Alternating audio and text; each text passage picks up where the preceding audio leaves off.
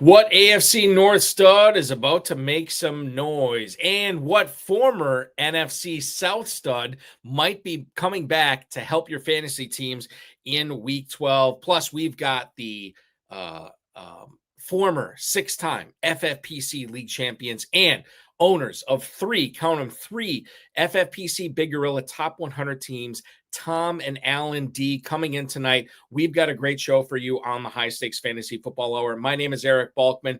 Ferrell Elliott is here. Stick around. We've got a great show for you. Your HSFF Hour starts right now. Can't stand the pressure. I've seen greater men than need a lesson. Broadcast live and heard around the world, you are now watching the most entertaining hour of radio on the planet. Welcome to the High Stakes Fantasy Football Hour presented by myffpc.com with your hosts Eric Balkman and Ferrell Elliott. The High Stakes Fantasy Football Hour is your home for analysis from the best players in the world. And now, because no one else was available, here are Eric Balkman and Ferrell Elliott. Solace in the scripture. Are we not all our father's sons? I became a man. Nobody ever told me what a man was. Thank you, Rob. Greetings and salutations to all of you Balkaholics and Ferrelliacs. Welcome to the latest episode of the High Stakes Fantasy Football Hour, presented by the Fantasy Football Players Championship over at myffpc.com. I am your slightly above average host, Eric Balkman. My co-host is the definitive commissioner of fantasy football, Ferrell Elliott. Connect with me on the X at Eric Balkman, EricBalkman. You know me from the RotoViz High Stakes Lowdown, as well as the FFPC Insider Access Show on the Better Sports Network and the FFPC. Coming up on tonight's show, we've got a bevy of great stuff to get to you tonight. A lot of stuff that's going to help you out in Week 12. Including but not limited to the issue with the Packers backfield. We're going to get into the Giants backfield and what we saw last week against Green Bay, and then some tight end help if you are looking for starting a second tight end like Noah Fant, like Mason Taylor in your FFPC Big Gorilla or Main Event leagues as you try to get to the playoffs. We'll have that for you in spades tonight. If you want to connect with us on X, you can do so at HSFF Hour, at HSFF Hour, at Eric Balkman. Check out Ferrell's Kentucky Fantasy Football State Championship at KFFSC.com. That website, once again, KFFSC.com. Post on our Facebook page at Facebook.com/HSFF Hour. You can also email the show at highstakesfantasyfootball@gmail.com. If you have any questions for us, send them in now. It is the time to send them in. We'll try to get to all the chat room questions, all your emails, all your X posts.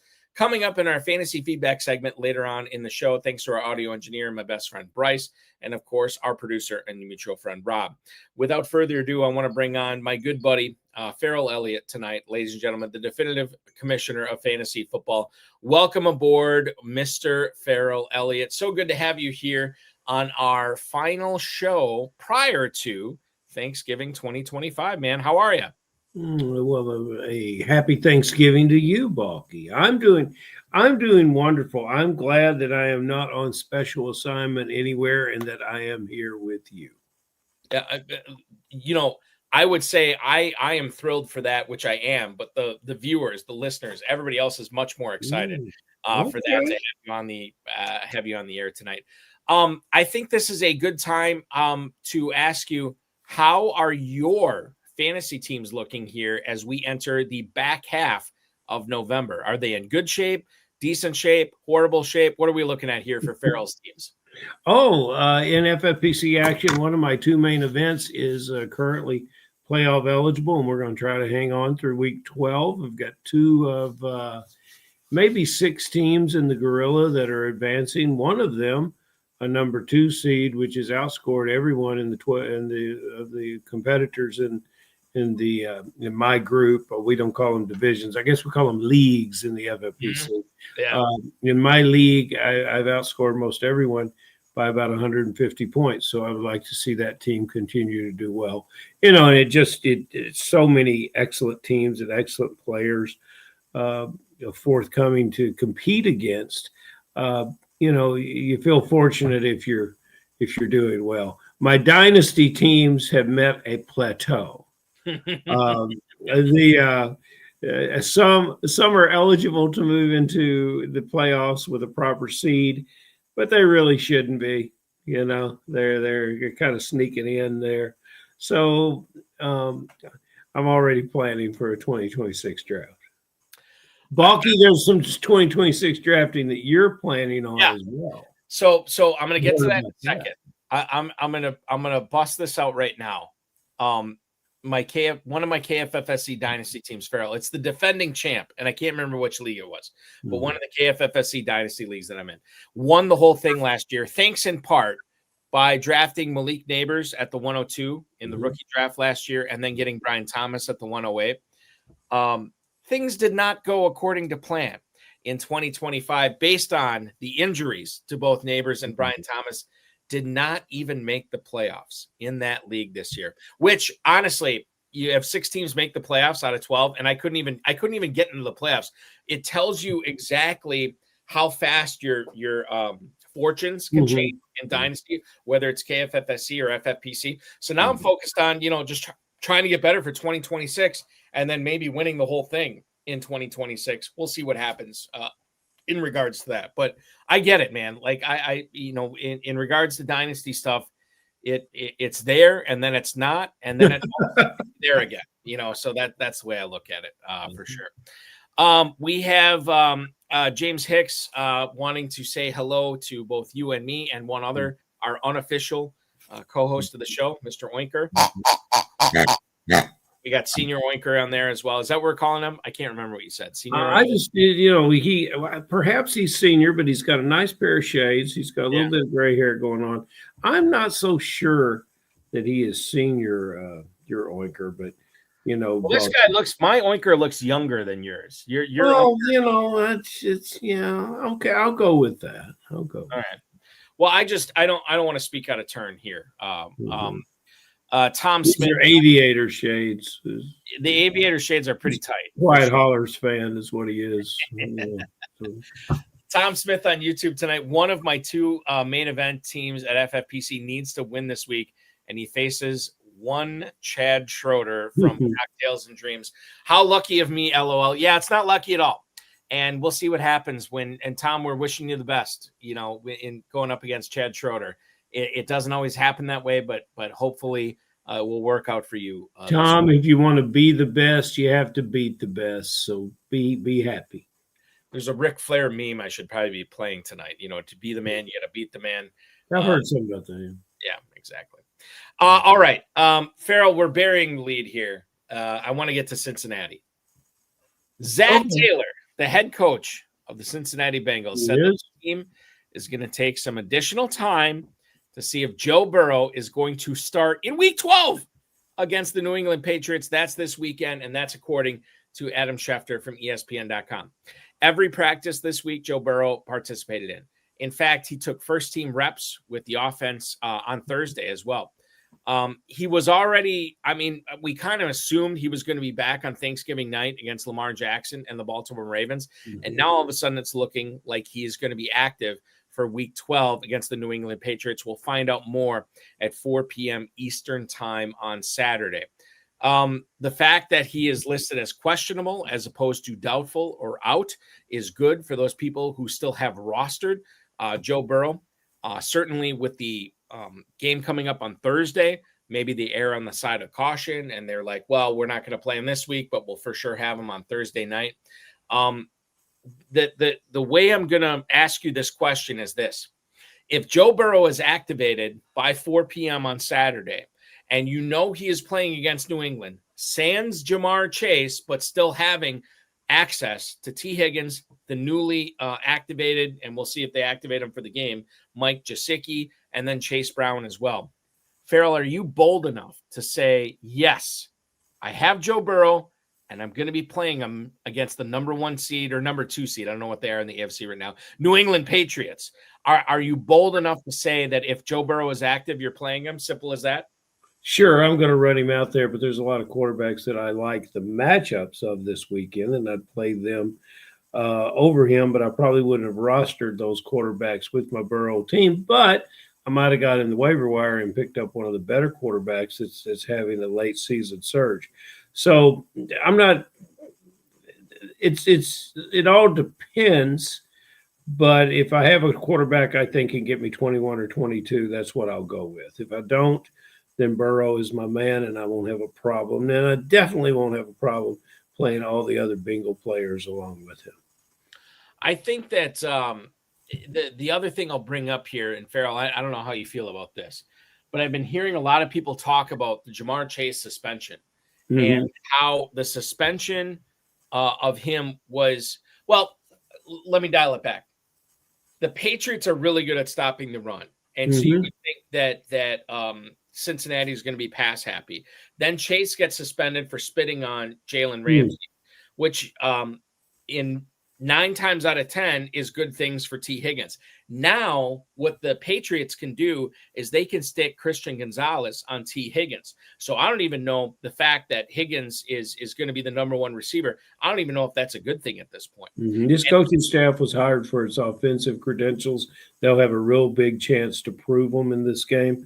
And we're seeing what we saw last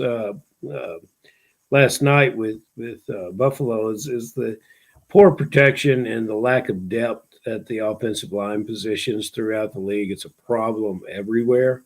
Whether you've got a mobile quarterback or not, you've got a situation with the way these offensive lines are playing. If they've lost 1 or 2 guys to injury, it's a big problem.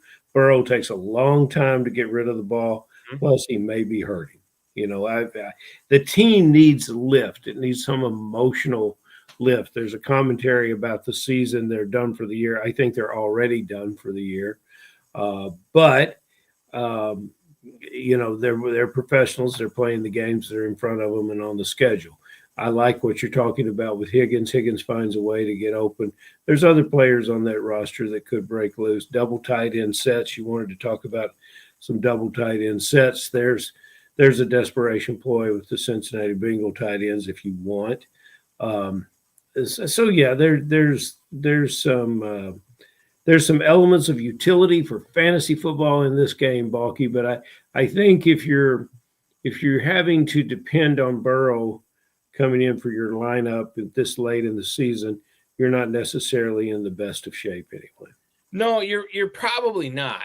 But in the case that you are, I feel like you're, and I don't know, Ferrell, maybe it goes back down to what you're saying.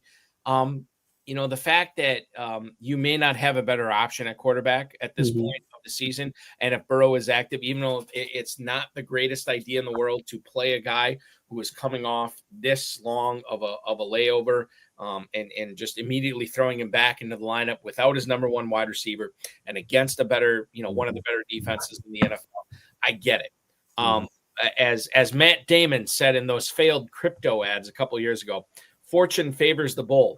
And what happened with crypto for him? I did not think I was in the bold last week when I played Justin Herbert, but his 5.5 score suggests that I did. Any quarterback can have that kind of stinker game. So yeah, you might. I don't expect Burrow's going to go out here and lay an egg. Can he complete the game physically? That's another thought. There's a lot of thoughts coming in on the chat room right now. Michael Kinzel, the fantasy meatball Bengals are in must-win mode. Need to start your franchise quarterback because if they go 3-8, they're done for the year. Tom Smith, Bengals are toast. They have no chance. Tom also chiming in, the Bengals offensive line not very good. So putting Burrow in could risk him for another injury. And I do think, I was listening to the Fantasy Empire guys over on the Player Profiler Plus Fantasy Football Podcast Network. You have Chris Vaccaro, Dan Williamson, Nelson Sousa, and of course Matt Modica on that. And they were talking about this, and there was a definite separation of thoughts on this. There were some people thinking that they'd be foolish to bring Burrow back when they have basically no chance of making the playoffs, and then there was other people saying Vaccaro was saying this too, he busted his tail trying to get active, right? And he's trying to do whatever he can to get back on the field in 2025 and show what he can do. And honestly, if you have a healthy Chase in week 13, as well as T. Higgins, and now essentially a healthy Mike Gesicki, Chase Brown or whatever, Bengals could do numbers. It's going to be hard to keep Burrow off the field. Ferrell, do you think if the Bengals are able to activate Burrow and he is ready to go, do you think that they will given their current situation in the AFC playoffs? Yes. So you're asking, can they rally and get in the playoffs? Yes. Yes. I suppose if it's numerically. So they let Burrow play. They put everything at risk. Yeah. Well, players are wired to play. Yes. One of our listeners here says, "What's the lack of professionalism in football?" Think of it this way, guys. This is a man that Burrow wants to get back on the field as a form of professionalism. Balky's right. He has worked his tail off to get healthy. Sometimes it's keeping your body functioning when you have such an aggravated injury. And it sounds like a small thing, but it's not, especially the quarterback position. We probably have gone a little further on this point than we would intend to. Right. But Burrow has probably wanted to play for the last couple of weeks. All players want to get out on the field. This is not Cincinnati is doing this in concert with him. It's not so much a coach's decision as it is a mutual decision. He feels he's ready to go. And I'd rather bet on Joe Burrow than a lot of quarterbacks. I would too. Yeah. And I think that's smart. So whether he's active this week or not, I think we can feel fairly confident that he will be out there against the Ravens Thursday. And shame on you if you put him on waivers. Exactly. Which I did in one of my leagues. All right, moving forward here, Ferrell. We have Alan and Tommy Dee coming up here to talk about their top three top 100 teams in the FFPC Big Gorilla Tournament. Before we get to them, I do want to talk to you about the Cardinals rushing game here briefly. Okay. Bam Knight no longer on the injury report. However, Trey Benson and Amari DeMarcado, not only are they on the injury report, they have both been ruled out. Michael Carter probably will rotate behind Bam Knight, knowing that we do not see Benson, knowing that we do not see DeMarcado this week. I'm curious to what you would do with both Bam Knight and Michael Carter, knowing that the Falcons' rush defense is no bueno, and they can be had as far as opposing running backs go. And now you have Knight and Carter looking to take advantage of that. If you have Knight, if you have Carter, what are you doing with them in leagues this week in week 12, my friend? Knight will get the red zone goal line and most of the carries. Carter is a near and dear player to me. I'm familiar with his family, and I've always wished him well. He's battled injuries himself in his career. He could be the good passing ball catcher. I don't think, Gainwell's game from last weekend, that's what you hope for, is that one-off magical lightning strike where a player out of the backfield could catch 7-8 passes and a touchdown or two. Likely not to happen in this game. Go with Bam Knight. I like the way he's running the ball. He's earning that nickname. Go ahead and go with it. I am with Ferrell on this. I think Bam Knight is not a guy I want to start as like a top 25 back this week. However, if you are dealing with some bye week issues, I think Bam Knight makes a nice flex, and I am definitely staying away from Michael Carter in all my lineups this week. It is Bam Knight or bust, which apparently is the way the Cardinals are playing it as well. Ladies and gentlemen, I want to bring in our guests tonight. They have 6 high-stakes fantasy football titles to their name in the FFPC. And currently, as it stands, going into Sunday of Week 12, they have not 1, not 2, but 3 top 100 teams in the FFPC Big Gorilla. Again, a contest that will pay out a $1 million grand prize. Please welcome aboard on the show tonight, making their debuts in the high stakes fantasy footballer. It is Tom and Alan Dee, the brothers. Look at these cats. Pride of Illinois, joining us tonight. Gentlemen, good evening. What's happening, guys? Thanks for having us. The contest is which one's more handsome. Now, the one positioned under me has better lighting. That gives him an edge coming out of the box. But this guy on the left here has a massive smile. And he's positioning himself in the camera. They got a lot of good things going on here, man. Got to go for it, right? So Tommy, which one of you guys is older between you and Alan? Why don't you guess, Eric? Why don't you guess? I'm going to guess Alan is older. Am I wrong? Well, hell Correct. yes. Well, you phrased it wrong. Alan is wiser. For Alan's now. wiser. For now. So now you guys do you both live in Illinois? Nope. Tom, you start. We grew up in Illinois, but I still am out here in Illinois. Alan, where are you at? Alan? I'm in LA. So LA. Oh my goodness. Yes. Okay. Yeah. So yeah. So I'm a Alan, commercial banker in Los Angeles. Yeah. okay, so this leads me into my first question here, and we'll get to plenty more here tonight. What was it work that took you out to LA, and what form of work are you doing in Southern California right now? Correct. So I'm a commercial banker. Banking was what back in 2009 with all the crisis and everything that happened there. There was an opportunity for me to advance my career pretty quickly. So I took it by moving to California to try to, advance my career. And it's worked out ever since. So yeah, Exactly I live in Los Angeles. what Uncle Jed did. Yeah, that's true. Yes, exactly. Yes. I wouldn't say the Illinois hillbillies, but the Illinois I don't know what you call it, like the Illinois opportunity recognizers, something like that. The Illini left the Midwest. Yes, exactly. But Tom, your opportunity stayed in Illinois. What are you doing for a living right now? I'm in sales. I work for a company called ID Label. I sell anything label wise in warehouses, when they do an inventory, anything on the pallets or the totems. And so if anyone's out there, you need some labels in your warehouses, give me a little ring too, All right. That's exactly what you would expect a spy for the British government to say. Now hold on. Now Well, listen. There's plenty of fantasy stuff I want to get to tonight, but there's so much I want to get to before that.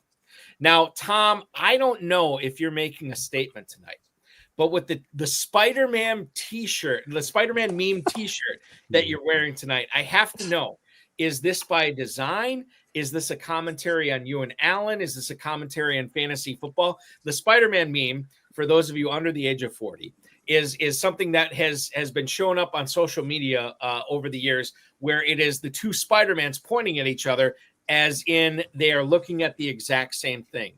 What is the commentary, or is it just a case of like, hey, this was clean, I'm going on the show for this? I don't know if there's a secondary meaning into this tonight, Tom. You are. This is why you're the best in the biz, because you got your attention to detail. But there's definitely a different meaning to it. Not only is it a dope shirt, but my brother got me this shirt for my birthday. So my birthday's on September 2nd. So after the whole draft season, we get together and we watch the first weekend of football together each. So that's a tradition. But so we have a phrase that me and my brother use when we're drafting. It's called the Spider-Man meme. And we notice that certain players like to draft the same type of players. For example, the most common is the boom bust receiver. Like, I know he's not boom bust this year, but like George Pickens and DK Metcalf kind of have the same. So we were like, hey, they're the Spider-Man meme. They're all kind of looking at each other like, and then you'll see that player will add Matthew Gold into the mix. And like, we kind of laugh because like, you'll see the opposite too, where people will Spider-Man all the PPR scamming receivers. You'll get Jacoby Myers, you'll get Khalil Shakur, and there's never like a mix. Wandale Robinson, right? Yeah, it's like it's all the Spider-Man meme going on. So we chuckle around because what we want to do is like have a mixture of both on our teams. We don't want to be too much in the PPR scam and not have any pop to our teams. So something that we're paying. So as we like to use that phrase of the Spider-Man meme inside fantasy, and it's just kind of funny when you see that. So it is. You're speaking in code. You're speaking your own language. And Spider-Man, like all superheroes, you can count on to show up. Try to sell me that on Khalil Shakir. But who's going to show up? And I ask this I love you guys go back to talk about drafting. You do it together, and you love it, and managing the teams together. My question is a management question, but when I go back to drafting, with my modest effort in the FFPC, I look at the Cleveland Browns, and I don't really get. I stayed away completely from the whole operation. My Cleveland Browns source of information comes from a dear friend of mine named John Anderson, who is ready to love them and choke them all at the same time. It's a great thing. But, one of the questions that this year there was a Brown that I was interested in as tight end Harold Fannin. But we were able to get him late, as I recall. But the rest of the roster, I am an innocent bystander for a purview that is way, way far away. And with some curiosity, I have one question. What in the hell are you guys going to do with David Njoku this weekend? Man. So Balky wants 2 tight ends in his lineup. Yeah. Hey, we'll rock 3 tight ends. It could be tough sledding in the FFPC some weeks if you have injuries and bye weeks. I think it's tough sledding if you've got Njoku. Am I right or wrong? You're right. I would say so. We have Njoku in 3 different leagues, and this week we're sitting him in 2, and 1 we're playing him, but we're considering picking up the likes of Darnell Washington and Yoshivas to potentially start over him. So what prompted you to draft a player that here in week 12 you're going to go to players who've lived on the waiver wire all year? I mean, he looks good getting off the bus. And Njoku looks like he should be the guy. It's a great question. Fantasy really is a 1 week at a time thing. Yes, at the time when we drafted, you got to think about it. We thought Joe Flacco could win some games and still be on the team and throw the ball a lot to David Njoku, but so much has changed. And I actually think David Njoku probably can get you a serviceable week this week. Okay. But there's major risks, and it's week 12 right now. I also think Yoshivas in that game environment is okay, and then Darnell Washington against the Bears is actually pretty good. So Alan, what do you think about Njoku? I'm in agreement with my brother. So more of our drafting style is we're not out on any player at any cost. So when we were taking David Njoku, most of the time he was after ADP. So with that being said, we weren't like, man, we got to take him around early, right? And really we're like in on him. It was more of, he's better than this tier of player. We might as well take a shot, especially because of the value at tight end. So really, he's been a player that we've played in conjunction. I mean, Tom, one of the teams that we have him on, right, is a McBride team, correct? Team 10, right? Yeah. Yeah. So yeah, we do like to double up on tight ends, but at the price, it was good. I would just say, if you drafted Njoku, Ingram, or Hawkinson, those teams are probably struggling pretty much anyway. So it's like, but Njoku, you could spot start him. But on one of our teams, we have McBride, Njoku, and Loveland, and Njoku and Loveland have been pretty much on our team, on our You've bench. been playing with 18 players then. They've been pretty much on our bench. 20. But you guys are doing all right. Balky doesn't make up numbers. Balky, Balky gave you an introduction. He didn't make up any numbers. Well, guys, I should ask you this too. In regards, Tom, to this tight end question, if David Njoku and I'll be honest with you, I should have looked this up before the show started. I didn't. If Njoku did not practice today, if he does not play this week, how do you feel about Harold Fannin in your starting lineup, knowing that it's a good matchup against Las Vegas, but also knowing that it's not Dylan Gabriel, it's not Joe Flacco, it's not Deshaun Watson, it's not Bernie Kosar. It is Shadur Sanders throwing to him. Tom, how do you feel about Harold Fannin in that situation? Well, I think if you have Harold Fannin, you play him. I would say only at this moment in time have I even gotten into the Shador Sanders conversation. So I actually feel very blessed that I haven't. Alan, when you have a team, you split up responsibilities. I gave Alan first take responsibility, so he's been watching that all week for us. So I haven't engaged with any of the Shador conversation. But against you drafted Harold Fannin, and he's probably either your starter or in the flex for you. So for 10 to 12 points, yeah, I think that's. I guess you have to have measured expectations of Harold Fannin if you're playing him. But you also have to understand that there is major risk when you're playing a Cleveland Brown in this match, because the Raiders D, especially at home, is pretty good. Like, I know we just saw them against Dallas, and that wasn't great, but I think Dallas's offense is excellent, and that was a terrible game plan by the Raiders.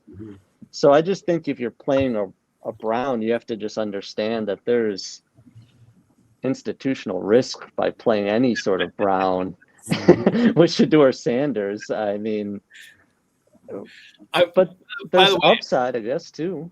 I guess. I'm just telling you right now, Tom, one of my fantasy football team names next year will be Institutional Risk. Institutional Risk. Fantastic. Is a very good game. Fantastic. And I don't think, Balky, I don't know how many shows we've done. I know you have the count, and I know you have the real numbers. But I don't think we've ever heard that Raiders defense is really good at home. I will. Ferrell, you listen. Okay, hold on. I'm going to do this right now. Ferrell knows what I'm doing, guys. You need to put that on.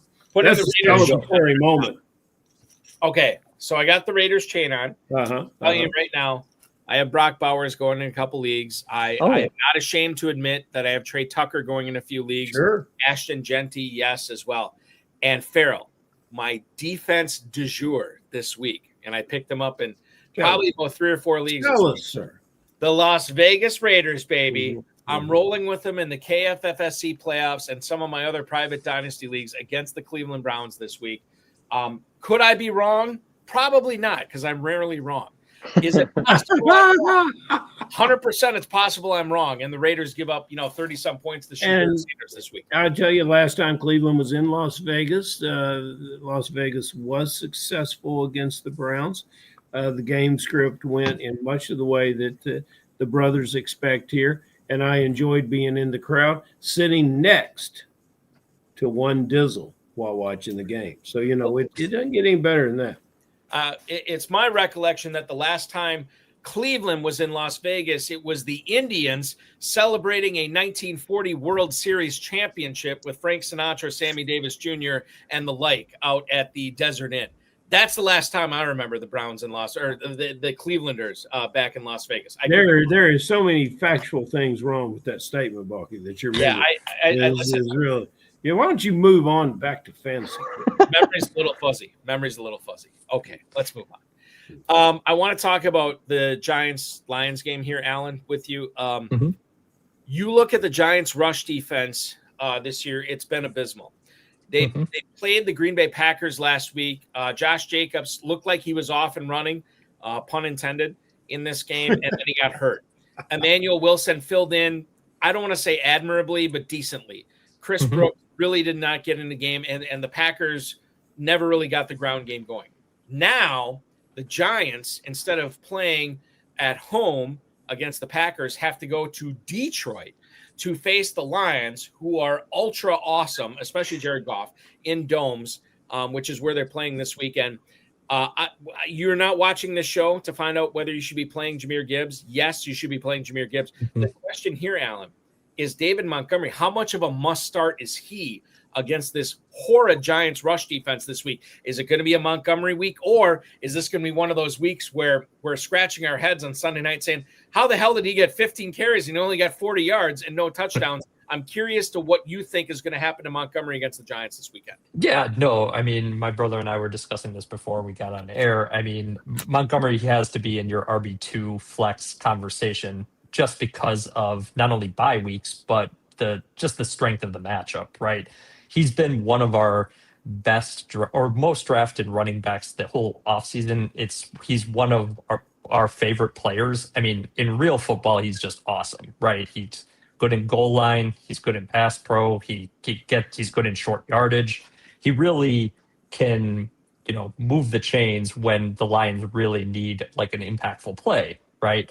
But since Dan Campbell has taken over the play calling, he's focused more on Gibbs and Jamison Williams and really is kind of like phased out a little bit of Montgomery and Amon-Ra St. Brown. So hopefully, after what he was doing against Philadelphia, which made no sense, and continuously going for it on fourth down and becoming predictable that he wasn't going to just take the points and kick the field goal and keep putting the pressure on Philadelphia.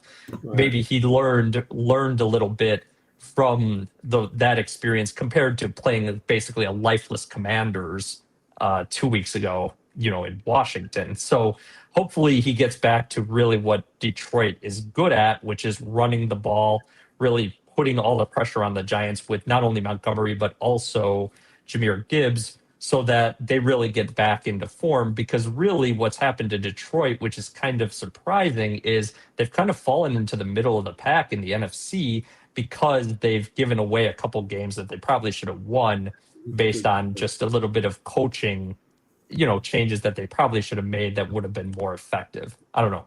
That's really my take on it. David Montgomery, if he can't get you 12 to 15 points this week, it's probably not going to happen the rest of the year. So if you have him, play him. But I would hope that he gets back to form, which is that 12 to 15 point RB2 solid floor play that you're really looking for. The banker has identified the institutional risk in the Dan Campbell bonds. Of course. The bonds, they're the grading of that has gone down. Okay.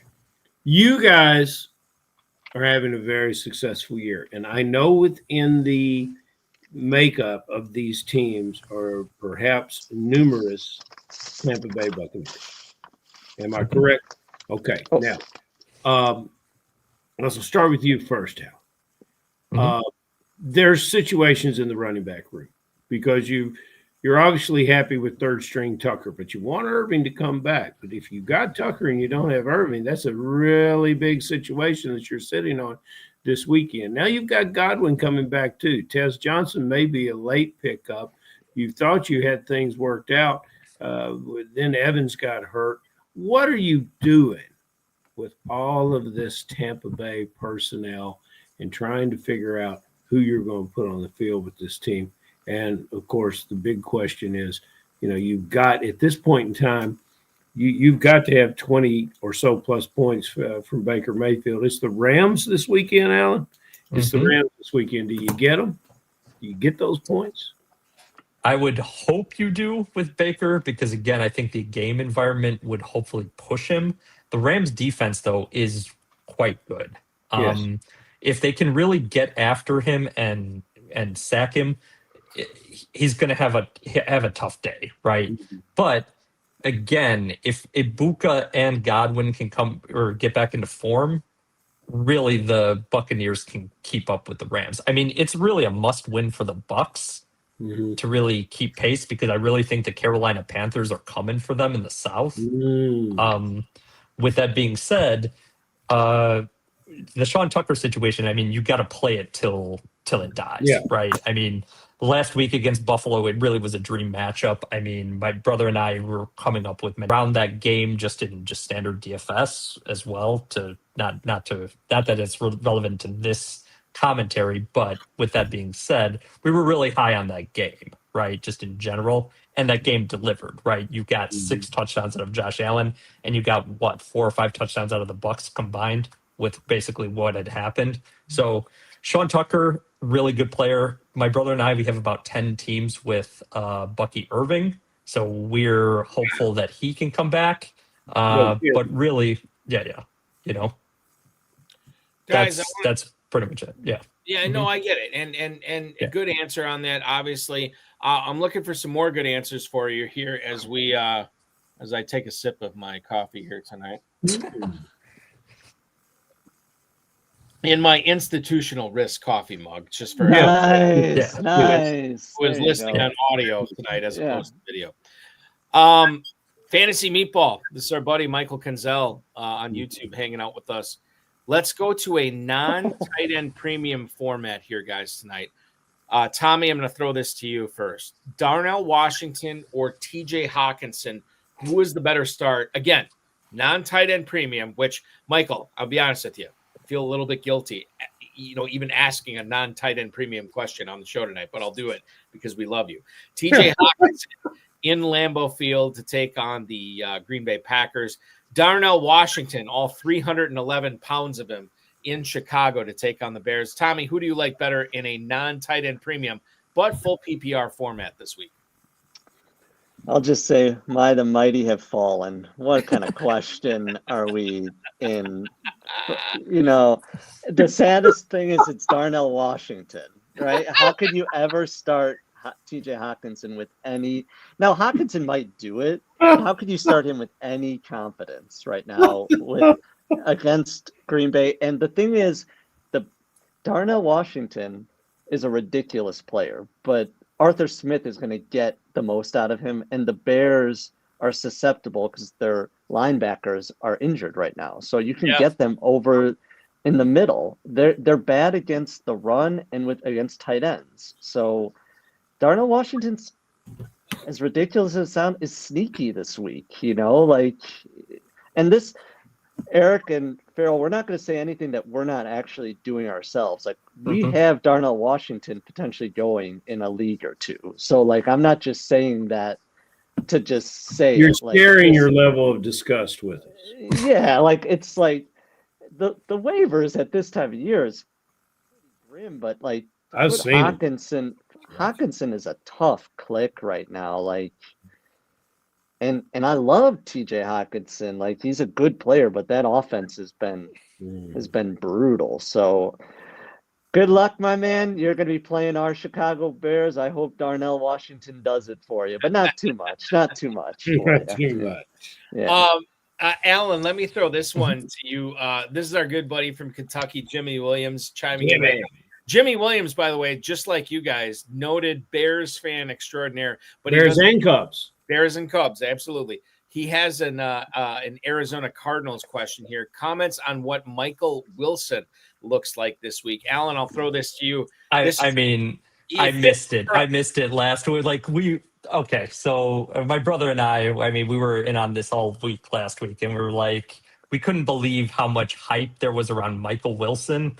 Again, the guy had 289 yards career up until a 180-yard performance. Again, this year has had two miraculous wide receiver threes that basically broke out in 1 week, right? You had Kendrick Bourne that looked like Justin Jefferson against the Rams, and then you had Michael Wilson last week. What was it? Jamar Chase-esque, right? Almost 20 targets. Slant after slant. I was watching the game. My brother knows. I was sitting there watching this. I said, how many slants is this guy going to catch? It was absurd. But I think it continues against the Jaguars because, again, the Jags can get a little bit of a pass rush, but I think the Cardinals just want to play this way. They want to be down 14-0, within 3 minutes from the start of the game, and then we're just looking like we're going through the motions and just racking up yards after yards, but it's not serious stuff. So, it's funny because I think Michael Wilson, if you have it, you have to play it until it dies. But I do think it's going to be good this week. Now, do I think he's going to have 30 fantasy points like he did last week? No, but 12 to 15 points, flexible, wide receiver 2, 3, and a spot start in a team with a lot of bye weeks that need to get to survive. Yeah, I think you have to play it. How many bye teams we have this week, Balky? We have 4 teams on bye this week. Thank you, Balky. Yeah, guys, I'm going to come with a question, very important question, especially back here in Kentucky, where teams often seem to roster Indianapolis Colts quite often. And, last week we had an email towards the end. The guy was saying, do I bite the bullet and play Franklin from Denver? And I said, you're not biting any bullets. Excellent player. And then I sat on the edge of my seat, not because Franklin's on my own team, but because I hope we didn't give that guy bad advice. Franklin ended up at 12.8. So, I guess we can live with that. So here's something that I want to ask you. Josh Downs. This is lately, he's had a couple 16-point games. He's also turned in close to a goose egg. And, that was relevant last week for most of the Indianapolis receiver corps. 5 games in single digits for Downs. Now, he does have the Kansas City Chiefs, which a lot of people will tell you has a good pass defense. Mm-hmm. And I would like to say they had a good pass defense. Last 3 games, they've given up 250 air yards. And, Downs has the career-blessed privilege of playing opposite Michael Pittman, which is always a boost to anyone's career. So what would you do with Downs? And Balky is real good at this, at asking you some players that you might play Downs over if you're going to play him at all. Is Downs a player that you have rostered? And is he strong enough to be your man against the Kansas City Chiefs' weakening pass defense? Yes. Let's get some Downs going this week. Good. I almost say that with too much confidence, but Casey struggles against slot corners, and I mean, this is not a great play. He's only playing 55% of snaps, and he hasn't had over 60 yards in any game this year. But that's the fantasy analyst side of things. When we're in week 12 of FFPC, and like I said, we got Josh Downs going in a couple leagues. We have guys that are injured, and there's he's a good spot start. The game has a 50.5 total. The team has 23.5. I just think the NFL games can go any which way, but the game projects the Colts to be down, right? They're 3.5 point underdogs. So there's a scenario where they're passing their way back, and you're getting some dump offs from Josh Downs. I think he's a fine spot start. Now, I like that. Now, Balky, do you recall this correctly, like I do, or maybe it just hit me differently than it would you?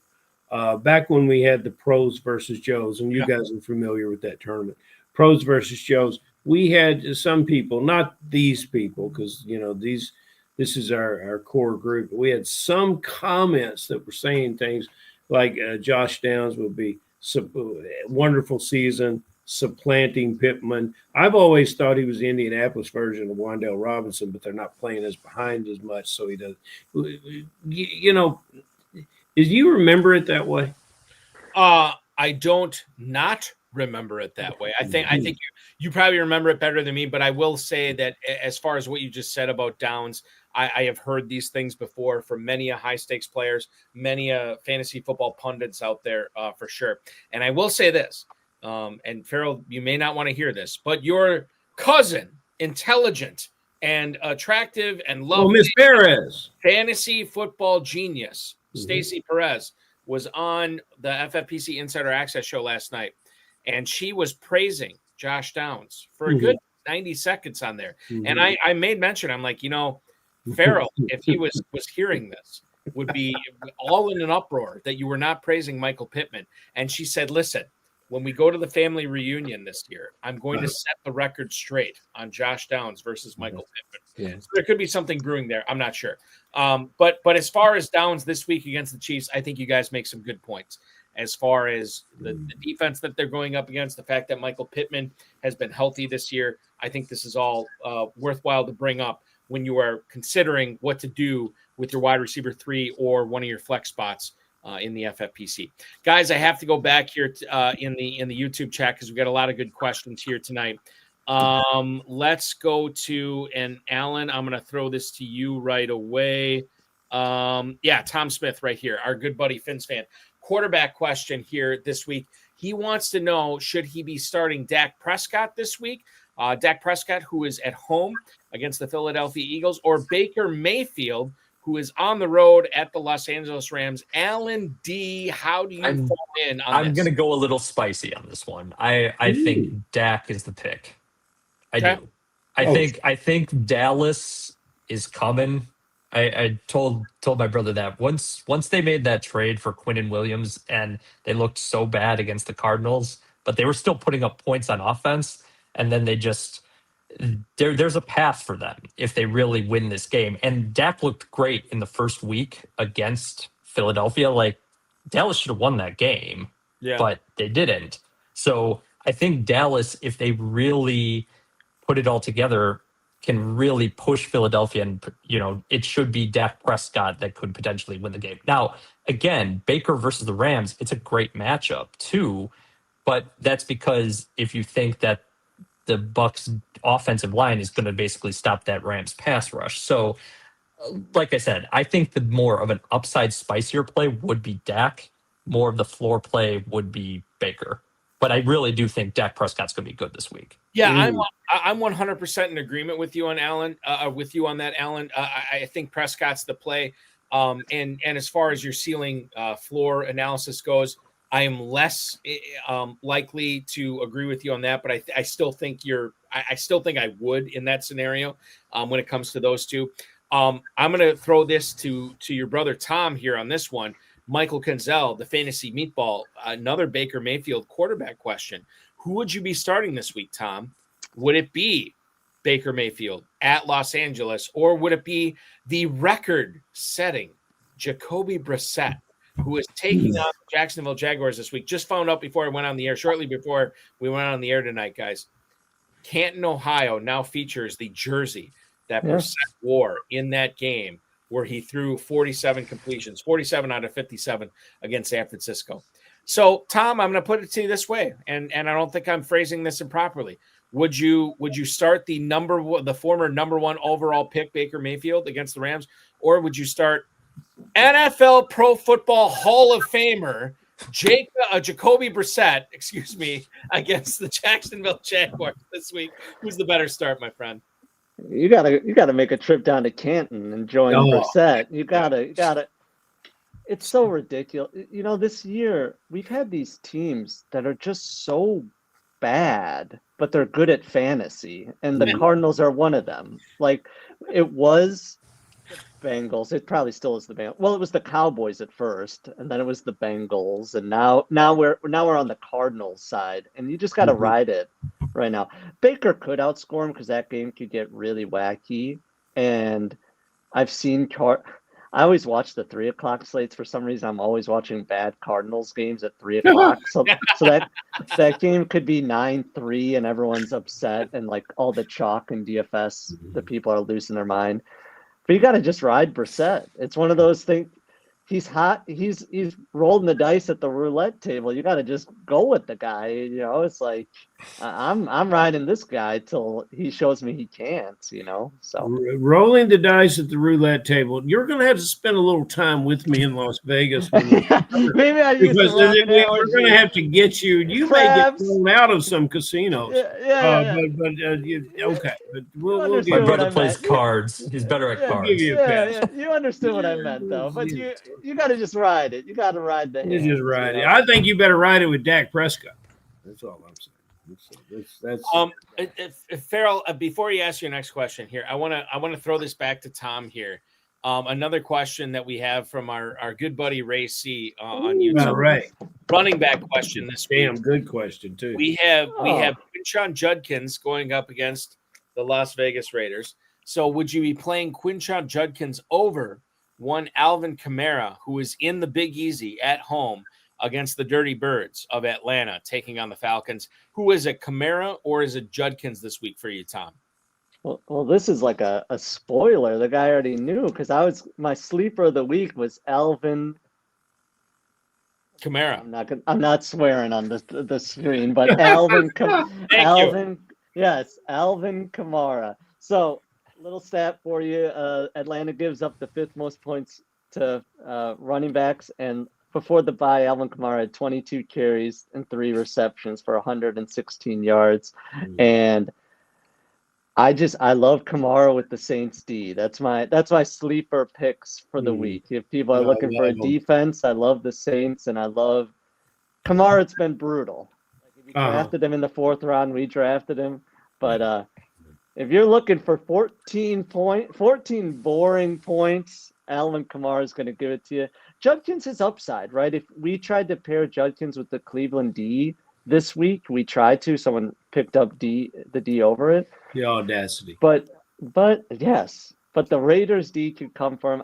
I'm going old and boring. You guys could have young and exciting. I'm going old, boring Alvin Kamara this week. Balky, and that is the best answer that we've ever got to my final question. And I didn't even get to ask the question. The guy that was on here last week refused to answer it. That was yeah. He just refused it. He just refused it. That is so good. You have we give out trophies in the KFFSC. We're going to have one, and we're going to invite you to come down here and play. And before you ever play your first team, you're going to win a trophy for the best question, or the best answer on the sleeper question that we ever have. On this. Great job. Yes. Great job. You both get a trophy. Yeah. Balky, My brother earned what's it. your My next brother earned it. I'm just looking pretty. All right. So I have to ask MLU7X on YouTube. I have to ask his question because he's posted it that's a 4 good one times. too. So we have to answer this. I think, and correct me if I'm wrong, ML, I think he asked this same question with me and Stacy Perez last night on the FFPC Insider Access show. So we'll try to answer it here. Alan, I'll let you go first, but Tommy, I want you to weigh in on this as well. Travis Etienne or Bashal Tutin this week. Now, he's in an FFPC main event league. He's it's like a 50-50 shot as far as the projected scores go. So it's not like he's a big underdog or a big favorite as well. But if he wins, he gets the number 1 seed, which is obviously very lucrative in the FFPC main event. He says, Alan, he's leaning Travis Etienne at this point. But if he would start Bashal Tutin over Etienne, is that getting too cute? And just so everybody's aware, these players are both in Arizona against the Cardinals this week. I think this question is a little bit more nuanced. Mm-hmm. Who does he have as his flex plays? Because if it were me, I want to play both, right? I want to get as much Jags running game as I can.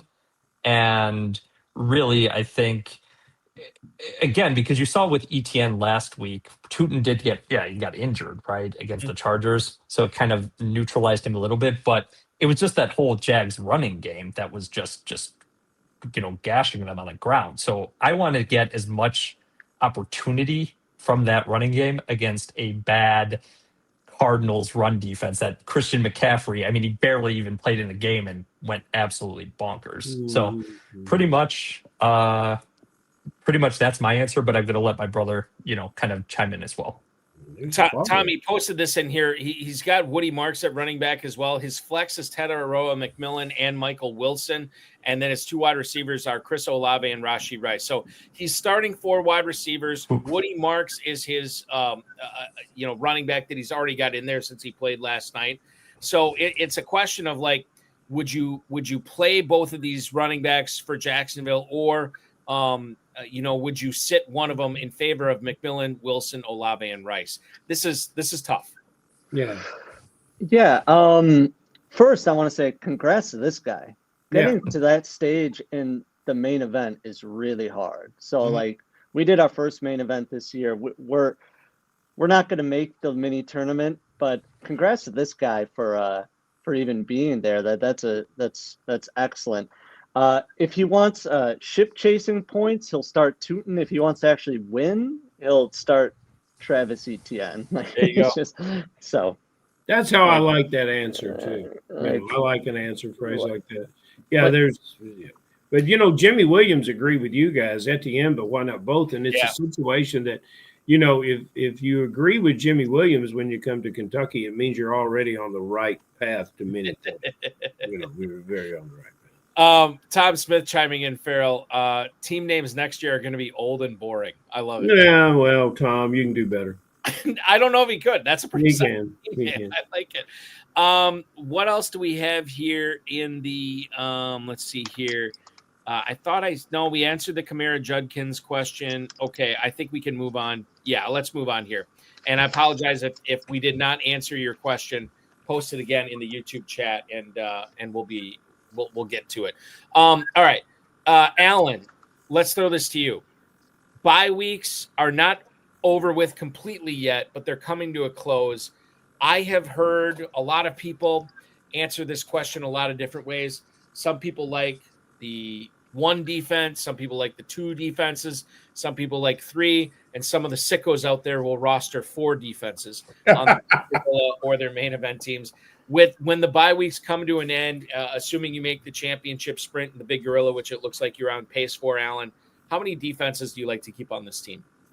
Yeah, so I think this is a position, again, my brother and I were discussing it before we came on air. We try to get an edge with defense kicker all the time, right? These get overlooked.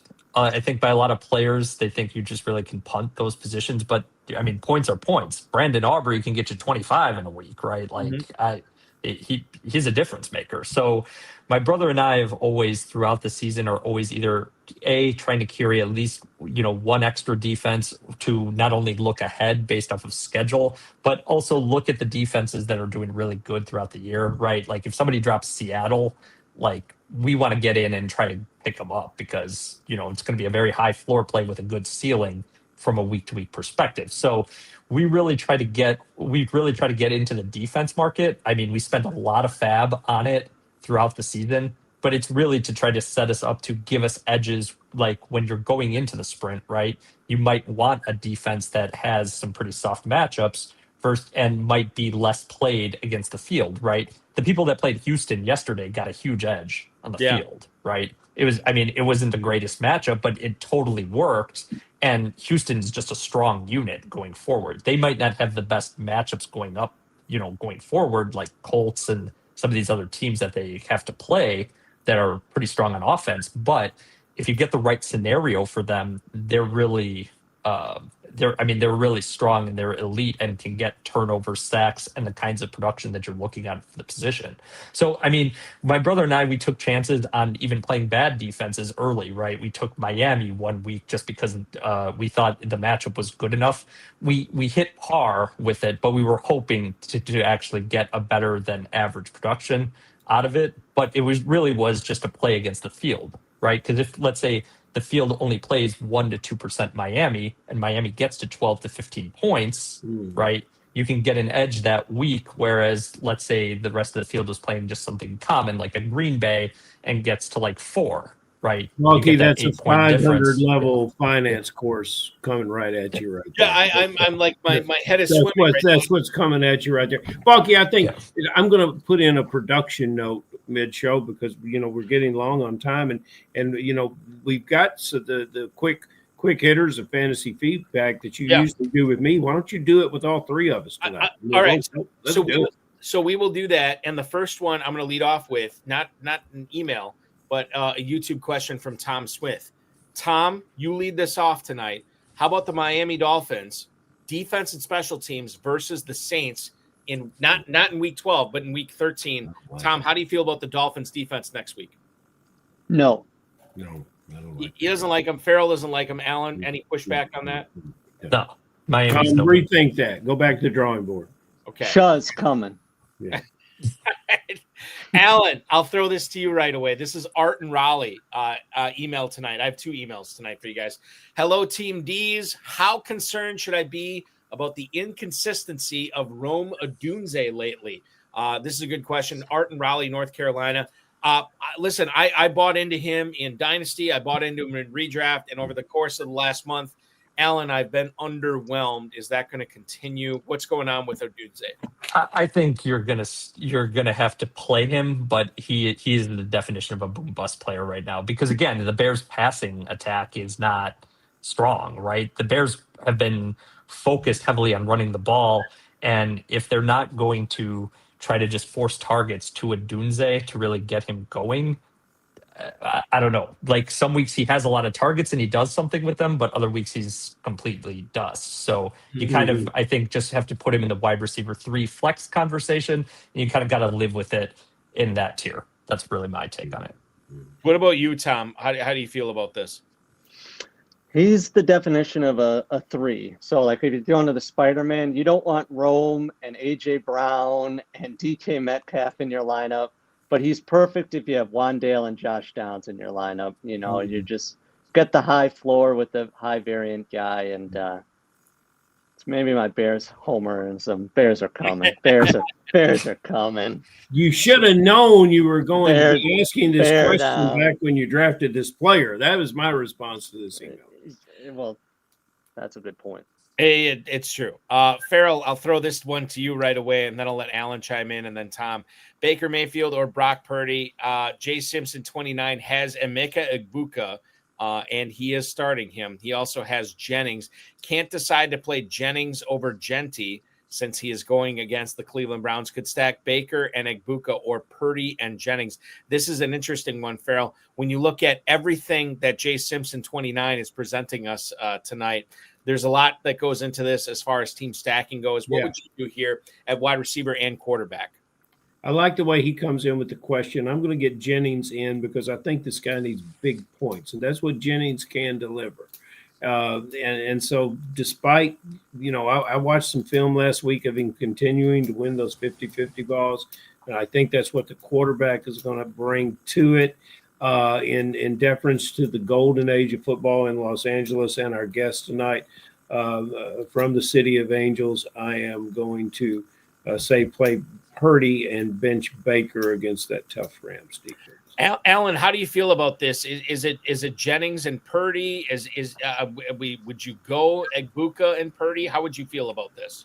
Yeah, no, I think Ferrell's spot on. I really want to play Purdy. I want to play 49ers offense as much as I have to because the defense stinks, right? Like 49ers are going to win games because of their off. I mean, they proved it last week, right?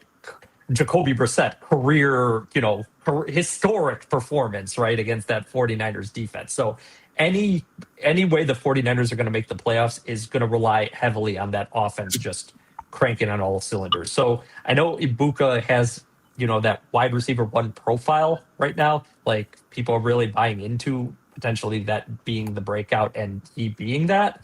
But I really want to get anything with the 49ers as long as it's going to be like this, because I really think they're going to be playing in the 30s pretty much every week going forward. Tom, your brother is very bullish on the Niners here. How do you feel about this discussion when we bring in Mayfield, Egbuka, Jennings, and Purdy into the conversation?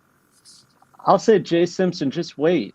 Wait to see what your team needs to about 6 o'clock on Sunday. If you need more upside, rock Baker and Egbuka. Like if you're down in your match and you need to really catch up, that's what I would suggest. If you need safe floor, go Purdy and Jennings. Actually, no, because you could play Purdy and Egbuka, right? If you could. Yeah, probably just Purdy and Egbuka. But if you need some upside, doing Baker and Egbuka, because sometimes we're down against somebody and it's we're probably going to lose anyway. Let's take more of an upside swing. And sometimes you pull a victory out of it because football is a strange sport, man. Like Baker and Egbuka could go off. So I would just say wait till you don't have enough information yet to make this fully, I would say. You're going to take one of each. It's hard to put Egbuka on the bench. What I love about Jennings, if you look at his game logs from previous years and somewhat from this year, those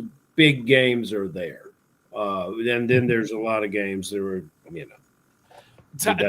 Tom does bring up a great point, though. This is the Sunday night and the Monday night game. So you will know how you stand as far as, trying to make it to the main event, advancing in the main event playoffs or what have you. So this may be a decision, one of these rare decisions that you can make on Sunday evening rather than Sunday morning. Okay, let's go to one more email here. Tom, I think I'm going to throw this to you right away. This comes from Brad in Eagleville, Pennsylvania. Tom, how close to a league winner will Colston Loveland be this season? Thanks, guys. That is Brad in Eagleville, PA. Loveland has been coming on. Cole Kmet is healthy, which I think is more of a detriment to Loveland here. But Tom and Alan, I'll let you weigh in on this as well. But Tom, what do you think about Loveland as a potential league winner in 2025? It's one of my favorite players. It was somebody that I continuously drafted over and over again, but probably one of my worst picks of the year. I would love for him to be the breakout. I would love for it. But Cole Kmet is not going anywhere. So I hope I hope the answer is he breaks out because he's awesome. He's a great player, and that's the only way the Bears are going to get anywhere is if these young players really break out. But I don't think that that's what Ben Johnson wants to do. He wants to run the ball. He wants to use Cole Kmet and DJ Moore. Pretty much, he wants to do everything that the fantasy community doesn't want him to do, right? Like, so the fantasy community wants Luther Burden to just take over DJ Moore and wants Colston Loveland, but Ben Johnson wants to win football games. Remember the preseason excitement from all the fantasy players, Detroit South, tons of points. Just remember that. I'll show you. And it was a case of everything that was going in Chicago's direction, right? They had this guy in DJ Moore who they re-upped, right, and signed. They had Roma Dunze, who they just drafted in the first round. Caleb Williams, who was the number 1 overall pick. Ben Johnson, who put up, 50, 60, 70, 180 points a game in Detroit. So and then Colston Loveland and Luther Burden, who they drafted in the first and second round, respectively. So there was a lot of positive momentum going into all these players. And I'll say this, guys, as much as we say like that didn't meet the hype, Bears are in first place in one of the toughest events in professional football right now. So I think they're doing at least something right there for sure. They are. Alan, Colston Loveland, league winner. Your brother is. I'm with my brother on it. I mean, we both, I mean, consensus, we were building a lot of teams where we had other tight ends around him. I mean, we really weren't using him as like the anchor and a lot of our builds, but we were really hoping that he was breaking out and could become like the Brock Bowers of last year when we were drafting, right? And really, he's a situational player, right?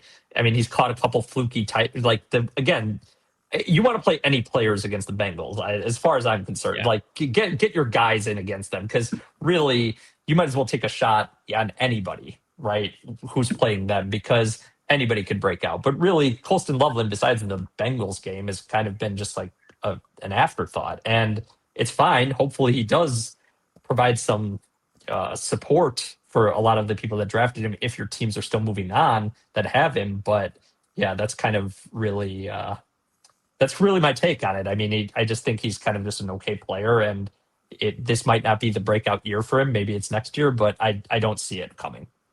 Fellas, Balky always says, after you win that $1 million, we're going to have you back to talk about it. Well, and you can tell us what you're going to do with that $1 million.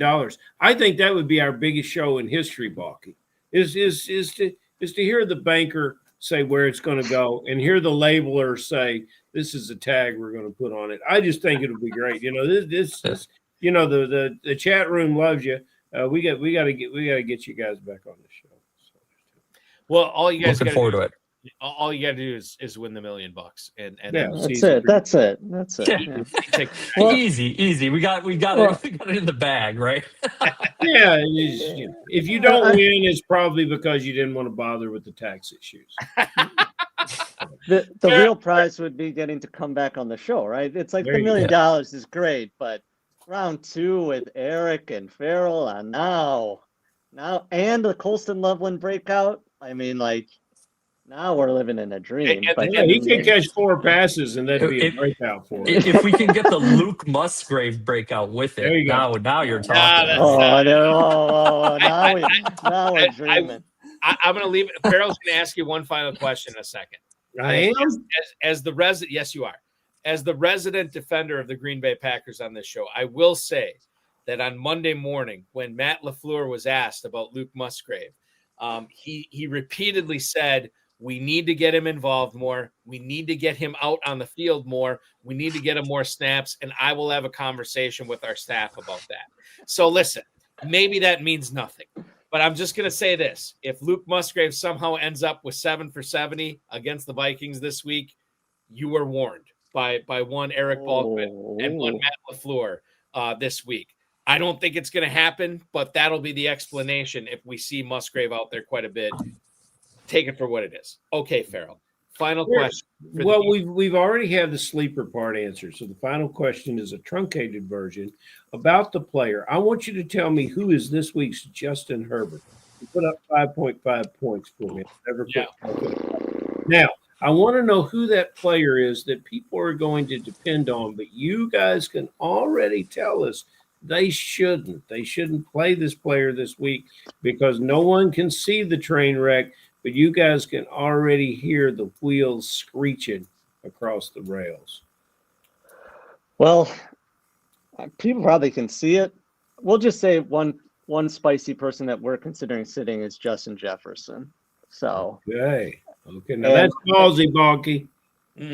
And you guys brought up another one. We're considering sitting Roma Dunze too. So both of those guys, it really depends on who you have. But at this time of year, you could have definitely had Emmanuel Wilson or Sean Tucker on your bench. And those are just better starts at this point in time. So our spicy take is sitting Justin Jefferson in Lambeau Field, where he has struggled before. So that's our spicy take. I would say this, like, in regards to the Jefferson thing. Number one, I love the boldness on the call. Number two, in the past when Jefferson has struggled, it's usually been because of a really good corner like Jair Alexander in the past, and the Packers don't have that this year. However, they have not had a pass rush like they have had this year, and the Vikings have had better quarterbacks than J.J. McCarthy making his 6th overall start. So there is something to be considered in regards to Jefferson for that as well. So, Alan, I think great points there on that for sure. Yeah, no, I mean, again, my brother and I, we were really thinking about this before we came on air, and Jefferson was the player that we thought was like, a top tier guy that if he has a bad game, we're not going to be surprised. It really comes down to the quarterback play. It's so uneven with McCarthy. So, I mean, it really comes down to, and really, this is an important game for Green Bay. They can't keep losing pace, especially if they somehow lose this game to Minnesota and then somehow lose to Detroit on Thanksgiving. They're in dire straits in that division. So, yeah. Tom, what about you? How would you weigh in on both parts of this question? Which side of it? Whichever side. If there's somebody that you think that FFPC players need to be thinking hard about besides Justin Jefferson. Benching, and then as well as a player that, and I think everybody's looking for a player this week. Ferrell kind of alluded to it as well. Everybody's looking for that sleeper that's going to help them get, into the playoffs, advancing to the playoffs, getting them higher up on the leaderboard. There's a lot of different ways to go. All right, I got a bunch of sleepers for you, but he can't overcome the sleeper he's already given. Yeah, I got to give you that's Kamara. true. I get that. Yeah, I gave you the Kamara. Depends on what you have, but I think Genty, you could potentially sit Genty in this matchup, even though he projects really well. I was going to say this about the Jennings thing.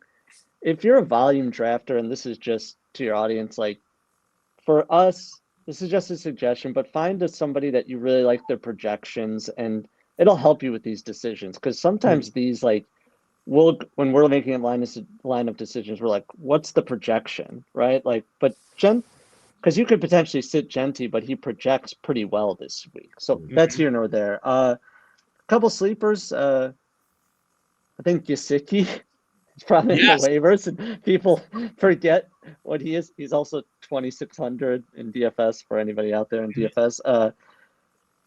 My main man, Darius Slayton against the Lions with Jameis Winston is that's a bold wide receiver 3 that could get you 2 points, but also could get you 24 in a pinch. I don't want to take up all the sleepers, but well, just real quick Bryce Young on Gesicki, just real quick. If you think about the games if you look back on the games that Chase has missed over the years, it's not necessarily been Yoshibas and Higgins. It's been Mike Gesicki, who just got activated, in his, and like, we'll see if he's activated for the game, but he's been activated off IR. And I think he is a very intriguing guy in tight end premium leagues like the FFPC. So when you look back or when you're watching our show next Friday, and say, oh, I can't believe Gesicki got 6 for 80 and a touchdown. You heard it here first, from Tommy D and to a lesser point, Eric Balkman. I like Gesicki this week as well. And he is he's largely a slot receiver. So coming back from injury, basically he doesn't have to do what a tight end does, across most of the league. He's not a Ferguson, he's not a Goddard, he's certainly not a Kittle. I was going to say real quick, Tommy and I were talking earlier, and we both liked Leggett and Jacoby Myers this week. Okay, so I get the Myers aspect. What is it about Leggett that has you intrigued in week 12? Again, but it's 49ers defense. Again, the wide receiver 3, just he's going to scam, get all these little if he's doing the same thing as like a Michael Wilson and Bryce Young's just throwing these short passes to him. Because again, the Panthers were getting it going pretty good against a decent pass defense against Atlanta. This 49ers defense, I don't even know what it's going to be going into that game. So if it's the same kind of thing that the Carolina Panthers are moving the ball up and down the field, I just want to get pieces of the offense in a pinch, right? Like Leggett, if you really need a bye week filler spot start, could definitely be a wide receiver 3 flex that could just come in very cheap. That would be pretty effective, in my opinion. Well, I am so honored. I'm so honored to hear this. Leggett is not a popular player on the show. However, it does have one fan in me. Remember the guest, our lovely guy down from Florida that we had, and you guys really pushed me in a corner on Leggett, and he came back that week and scored 24 points. Leggett my guy, and I do. There's no player that I would rather see on the post game podium than Leggett. So I'm right with you guys. That would be great. Yeah, nothing like Xavier Leggett. Not only talking about how he gets open for game-winning touchdowns, but how he prepares his famous New Orleans gumbo, which I love. Equal points on that for sure. Guys, we have kept you way too long tonight. No, you've entertained us way too much. You have informed us way too much. And I wish you nothing but the best with your 3 teams in the top 100 of the FFPC Big Gorilla right now. And rest assured that if you guys do have one of those teams bring home that $1 million grand prize, you will have an easy ticket back onto this show coming up in late December, early January, whenever it is, to talk about how you guys got it done. Thank you so much for hopping aboard tonight. Not only do I wish you to enjoy week 12, but enjoy the remainder of the FFPC season. And don't be a stranger, or don't be strangers. We will talk with you again very soon. Guys, thank you very much. Happy Thanksgiving. You got it. Rocky, with these guys, Kamara is going to match his jersey number in points. Very well good. Very well good. Tommy and Alan Dee joining us tonight.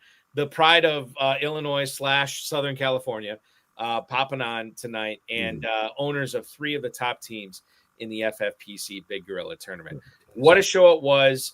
We answered a lot of starter sick questions tonight, so hopefully that helped you out. And Ferrell, we will be back doing this show, assuming you can, and I think you can, but maybe you can't. But we're still going to do a Black Friday show, so 1 week from today. Normal time, 10 p.m. Eastern time. You available for that? Can you hop aboard and hang out? Lucky, I'll do the damnedest best I can to be here. If you call, brother, I gotta be like Spider-Man. We gotta be like Spider-Man, pointing at each other. And I'll say this real quick before I let you go.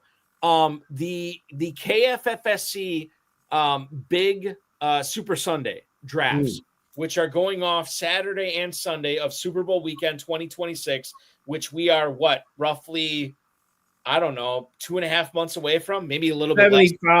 75 something days. Yeah. So I have confirmed I will be there this year for the first time.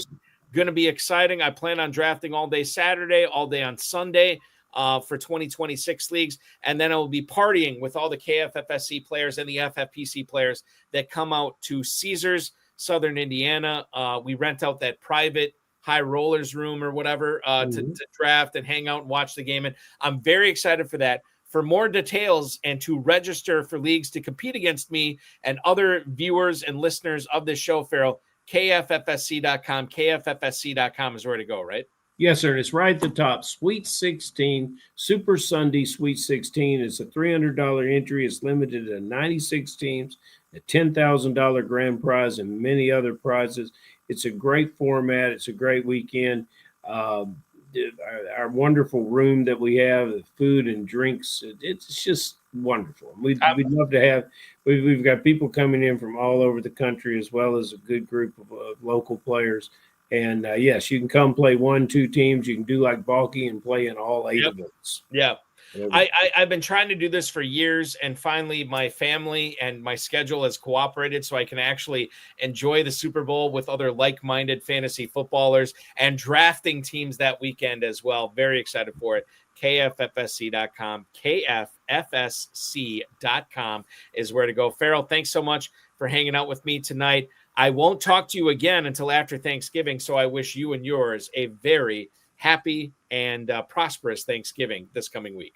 Much to be thankful for, Balky. Thank you. You got it. That is Ferrell Elliott, the definitive commissioner of fantasy football, hanging out on the High Stakes Fantasy Football Hour tonight. I want to thank Tom and Alan Dee for coming on the show tonight, Ferrell Elliott, and, of course, the FFPC, Rob, Bryce, and each and every one of you for listening, streaming, downloading, watching, however you consume this content. I am very grateful.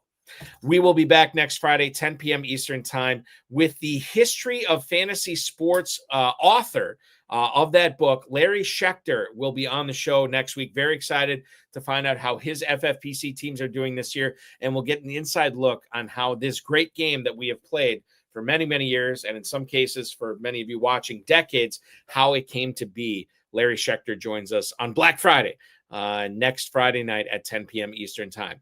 In case you missed the RotoViz High Stakes Lowdown, check it out anywhere you get your podcast, including the FFPC socials. We had 2021 FPC $500,000 champions Donnie Andrews and Brady David back on the show. If you remember, they were on 4 years ago after they won the the 500K in the Football Guys Players Championship. They were back this week because they have a top 40 team in the FFPC main event going for $1 million this year. What a story it would be if they were able to win both of those. Fascinating stuff. Had a great time with those guys. Check it out.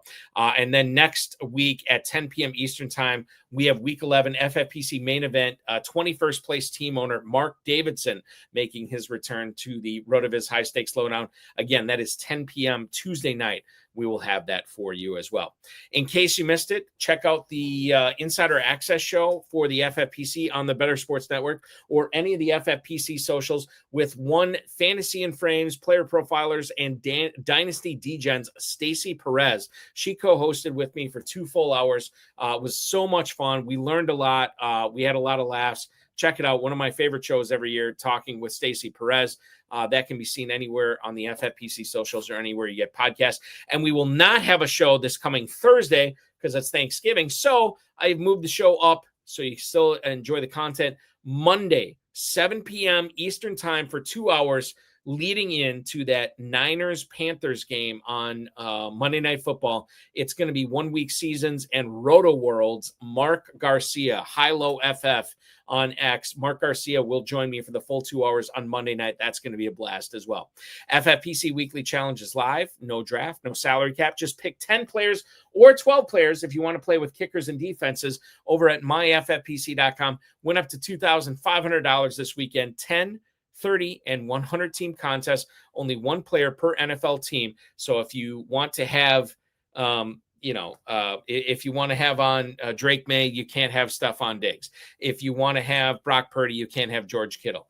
MyFFPC.com, MyFFPC.com is where to go for that as well.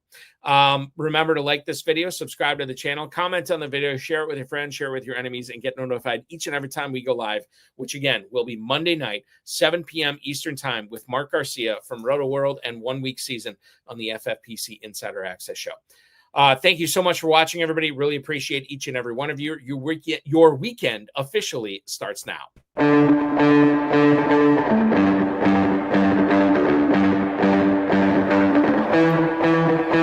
This has been another episode of the High Stakes Fantasy Football Hour presented by myffpc.com.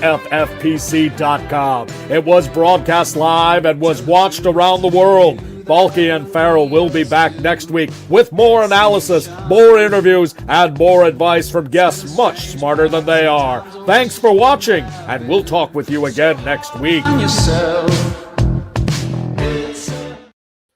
I just want to, just real quick, before we sign off the air tonight, I should have done this last week, and it slipped my mind, and I apologize for that. I don't always like to bring up bad news on the show, but sometimes we have to pay tribute to people who made the show possible, people who made the FFPC possible. Found out last week or earlier last week that Jeff Antley, a longtime FFPC and KFFSC player, ended up passing away way too young. He was in his early 50s. Good friend of Tommy Herron, who you know, he's been on this show before. He's been on the road of his high stakes lowdown a couple of times as well. And Jeff and I had the opportunity to talk and catch up and hang out, talk fantasy football, talk life, both at Caesars Southern Indiana for the KFFSC, as well as out for the FFPC live events in Las Vegas. It's going to sound very generic here. And I didn't know Jeff all that well, but I knew him fairly well. And I will say, incredibly nice guy, so much fun to talk fantasy football with. I learned a lot about fantasy football in talking with him over the years, both in Louisville and Las Vegas. And I will definitely miss him when I go to Louisville, not only for the Super Bowl Sunday, but in August. And I'll miss him in Las Vegas. And I know the conversations that Tommy Herron and Jeff Antley and I had in between breaks at the KFFSC or in between drafts in Las Vegas, they won't be the same because Jeff won't be there. Very knowledgeable guy, very nice guy, and certainly lived life to the fullest. Big traveler. He went out and did everything he could to make sure that he didn't just exist. He didn't just survive. He lived his life. And I think that's the best compliment I can pay him. So rest in peace, Jeff Antley. We miss you, buddy. And we hope you're having a good time up there. Until next week, everybody, thanks so much for watching. And we will talk with you again on Monday.